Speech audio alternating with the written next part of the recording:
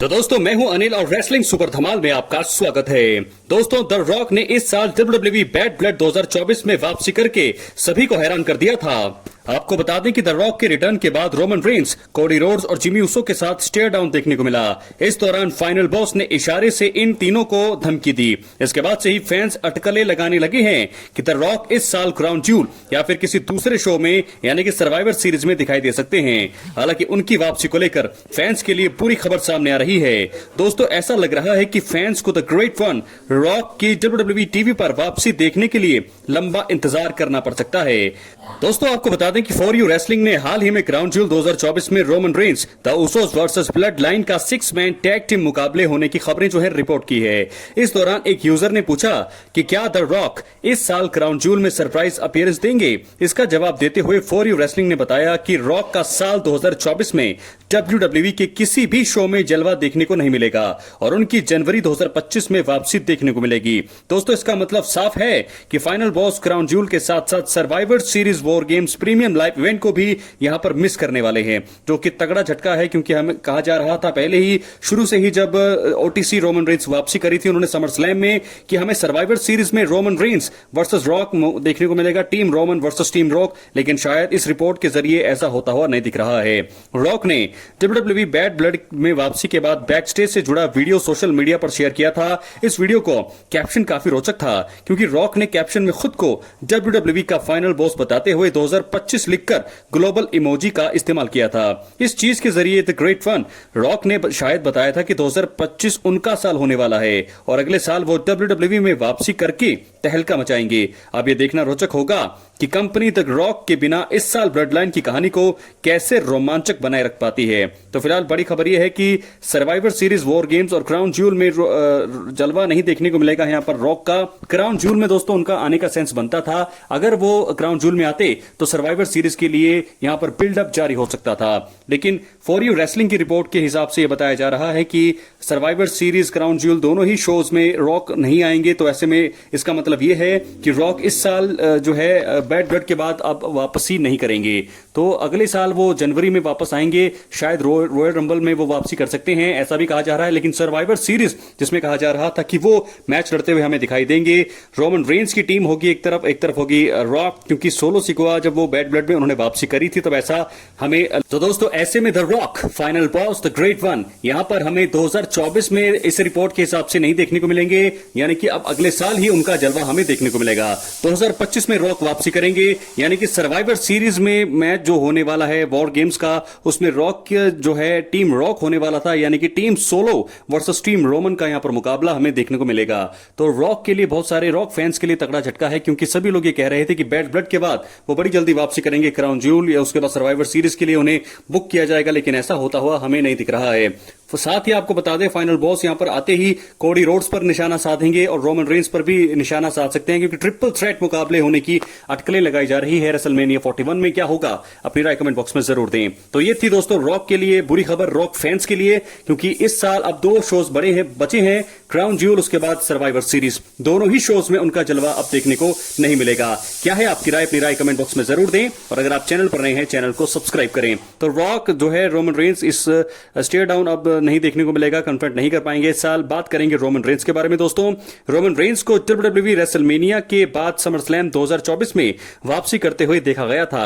इसके चलते फैंस को उम्मीद थी कि वो हर प्रीमियम लाइव इवेंट में नजर आएंगे, लेकिन ऐसा नहीं हुआ। वो बैश इन बर्लिन 2024 का हिस्सा कहानी के कारण नहीं थे और अब क्राउन ज्यूल 2024 में उनका कोई मुकाबला अब तक बुक नहीं किया गया है। इस वीडियो में हम आपको 3 कारण बताने वाले हैं कि क्यों WWE क्राउन ज्यूल 2024 में रोमन रेंस का मुकाबला अब तक बुक नहीं हुआ है। इसलिए वीडियो के अंत तक बने रहें और अगर आप चैनल पर नए हैं चैनल को सब्सक्राइब करें। तो चलिए दोस्तों, चैनल को सब्सक्राइब करने के बाद ऑल पर क्लिक करें क्योंकि हर दिन यहां पर आपको WWE से जुड़ी हुई अपडेट मिलती है। बात करेंगे रोमन रेंस के पहले कारण का। रोमन रेंस असली ट्राइबल चीफ हैं। वो जब से वापस आए हैं तब से ही धमाल कर रहे हैं।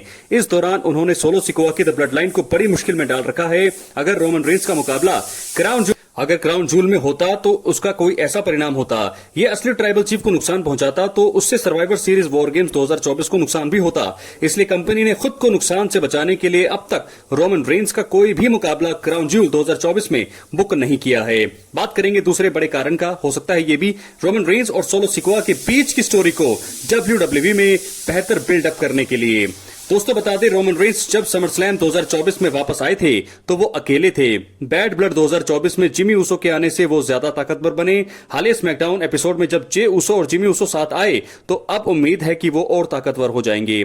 ऐसे में सोलो सिकोआ के साथ उनकी स्टोरी और बेहतर तब भी हो सकती है जब उनके सारे ग्रुप मेंबर्स बराबर हों और उनके बीच अच्छी लड़ाई हो। रोमन असली ट्राइबल चीफ हैं, जबकि द ब्लड लाइन के नए लीडर के रूप में सोलो ने खुद को पेश किया हुआ है।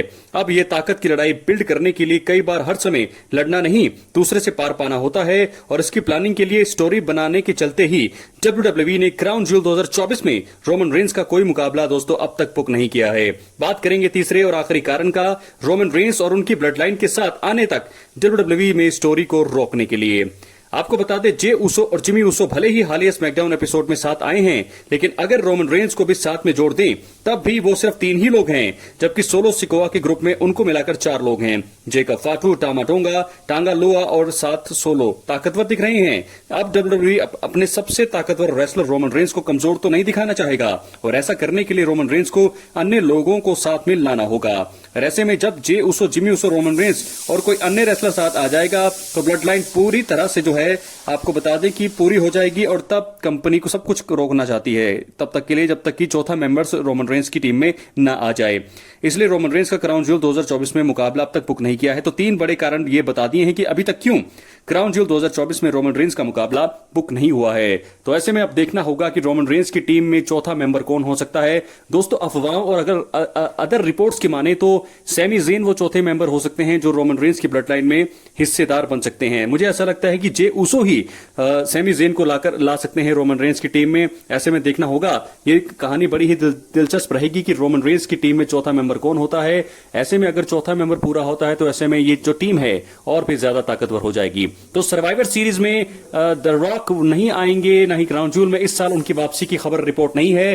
तो Roman Reigns versus solo Sikoa की ब्लड लाइन ही आगे हमें धमाल मचाती हुई दिखाई देगी।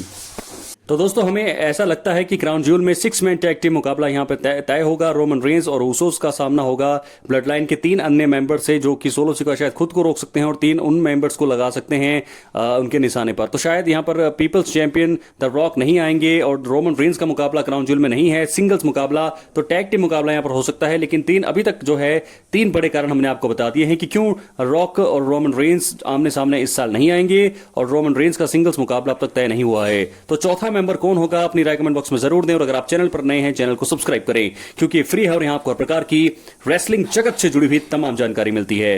दोस्तों चैनल को सब्सक्राइब करने के बाद ऑल पर क्लिक करें ताकि जो भी वीडियो आए सीधा आप तक पहुंचे। मिलते हैं अगली वीडियो में, इंटरेस्टिंग वीडियो में। बहुत बहुत धन्यवाद।